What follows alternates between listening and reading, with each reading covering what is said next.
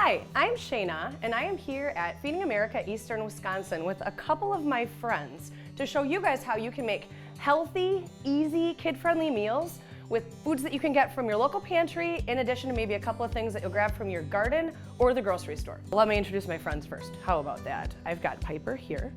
She's gonna be my bean rinser, among other things. I've got my son, Sawyer, over here. He's gonna chop for us today. And then I've got little Carter down here. Carter, what are you gonna do? You wanna stir when we get to that point? High five. We're gonna stir. All right, cool. So we're gonna get started. I think we're gonna get started by opening some cans because as complicated as that might not sound, we've got small people here and they maybe haven't opened a lot of cans before. So who wants to try to open a can? Oh, all right. Okay, is this your first time? No. Awesome. So here we have Great Northern beans. Great Northern beans are a white bean. A lot of people think of chickpeas when they think of hummus. You can actually make really great hummus with Great Northern beans as well. They're very smooth and really nice. Beans are an awesome source of carbohydrates, which are really important for energy for our bodies. In addition to being a carbohydrate, what else is a bean? Do you know? A bean is a protein. I'm also going to open some green chilies. Green chilies are not super spicy. They just add a little bit of flavor to this if you're not a big fan of chilies. In fact, any of this stuff. If you're like, hey, my family doesn't like black beans and we just really like other beans, use other beans. What do you have in your pantry right now? Use that. It doesn't matter. Anything that makes you feel like it could be in a Mexican dish, you can totally put in something like this. So we've got green chilies. Why don't we dump those? We don't have to rinse green chilies. So there looks like there's a little bit of moisture in there, but you don't have to rinse that off. You want that.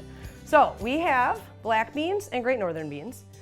Both these beans are kind of canned in the same type of stuff. It's like a sugary kind of gummy stuff. And that's actually what makes us gassy when we eat beans, and so we're gonna rinse them as well as possible so we can get all that icky stuff off of there. We also have corn. You could use fresh corn. Say you're growing corn in the garden, you can cut it right off of that cob and you can use it. You can use frozen corn if that's something you have on hand. You can leave corn out if you're not a fan of corn. This will also get rinsed in the colander. All right, in addition, we've got a couple of fresh vegetables here today, so we're gonna start preparing some of those. Now, another thing, let's say that you're gonna have your kids make this meal because you wanna get it started before you get home from work. You could easily prepare all of the vegetables that are fresh if you prefer to use the knife and cut them on your own. If you have an older child and you trust them, you can definitely have them give it a shot. They do make knives that are more kid-friendly, and you can try to find a knife like that. But another really good tip is the sharper knife, the better the knife. And so you can find little tiny sharpeners, thrift stores, cooking stores, they're like $2 or $3. Run your knife through it a couple of times before you start chopping and you're good to go. So beans, green chilies, two different kinds of beans because it's nice and pretty. We're gonna take this corn, that's just in water, but you can give that a rinse too. So we have a couple of dry seasonings. When in doubt, use anything that sounds good to you. You could also use like a packaged taco seasoning, that would totally be appropriate for this. This is dried oregano, so we're just gonna put that in there. It's almost like we're making our own taco seasoning right now. This here is ground cumin. Cumin is really popular for things like chili and other Mexican dishes. This is a lot, but if you're a huge fan of cumin, you can put all of that in there. Yeah, go for it. Otherwise, you can kind of just do it to your taste. So any recipe that has dry seasonings in it, if you like them more, put more in. If you like them less, put less in. If you want to follow the recipe to a T, do that. And then if you need to, kind of give it some more flavor, you can always add. This is also a chili powder, so this is ancho chili powder. They make a regular old chili powder, that's acceptable also. As long as it says chili and powder, you're good to go. You put that in. Salt and pepper is ideal for something like this, so you can throw that in there too. We're gonna add some salsa. It's easy, it gives it good flavor. You don't have to do any work to get the salsa out, except for open the jar. You want to pour however much you think would be good in there. I'll let you decide.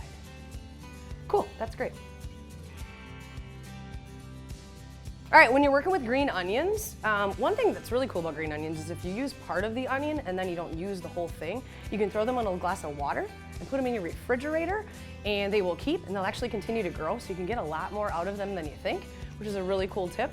Anytime you see one of these guys, you just want to pull it right off and it'll just come right down the onion and you can just discard that and you want to use the stuff that's standing up nice and happily. Beat up pieces, cut those off too or pull them off. Sometimes I trim the end off, so we'll just do that quickly. And then,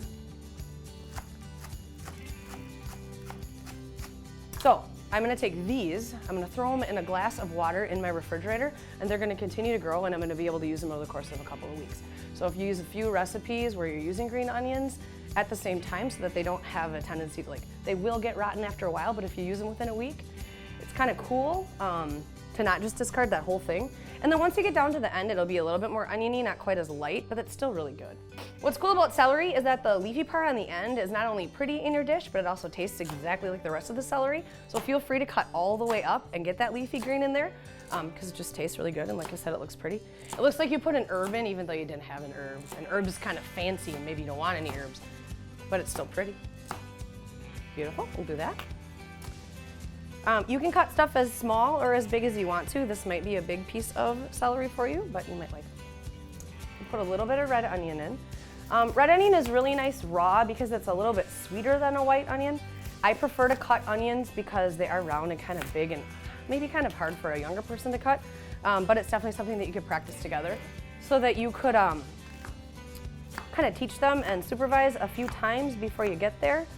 But when I cut an onion, I cut it in half initially, and then I cut a couple of little cuts in it like this. It makes it really fast, and then you can cut right down it like that, and it quickly will get rid of your onion. But it also keeps the onion stuck together, which is a lot easier than cutting all the way through and having just pieces of onion flying all over the place. And all of this is eyeballed. You know, obviously in a recipe there are amounts, but at the same time, it's kind of up to your liking. I like to make things look pretty, so if I have amounts in that make it look pretty, then I usually think that it's pretty good. But if you like certain things more than others, feel free to put more of them in. So waking up the lime is really good to do because it'll get more juices flowing. So you can do that two different ways. You can roll it on the counter and you can pop it in the microwave for a couple of seconds. You could totally use lime juice, you could use lemon juice, you could use a fresh lemon. There are some cool Mexican seasonings that kind of taste like lemons and limes, you could use that. So whatever, it all works. You know, it's kind of like the recipe can be your guide, and based on what you have on hand and what you like and dislike, sure, go for it. You can just kind of make your own creation. Some people get nervous about stuff like that, but really, truly, it's hard to mess up. Use your nose. If it smells good, it's probably gonna taste pretty good. All right, little friend, you wanna come over and stir for me? Okay, it's a big spoon and it's a really big bowl. Can you reach? All right, go ahead. Yeah. Oh, thank you. Try to get way under and kind of dig in there. Yeah. Mm-hmm. Oh, that's okay. That's okay. We have to start somewhere with big spoons and big bowls when we're kind of little yet. Okay, can I give it one go and then we'll be good? Can I give it one round? Okay. So, as we were saying, simple recipe, totally kid-friendly, totally something kids can throw together. Pantry items, a couple of fresh things, maybe some stuff you have frozen. You can prep a few things in advance if you need to. You can do it all at the same time if you need to. The longer it sits in the refrigerator, the better it's going to taste. If you have chicken on hand or beef on hand and you want to throw something like that in, you can. If you have tortillas or chips and you want to make it more like a salad or a taco, you can totally do that with it also. Super versatile, really easy stuff. I had help from all of my friends, and we are all coming at you from Feeding America, Eastern Wisconsin. Thank you so much.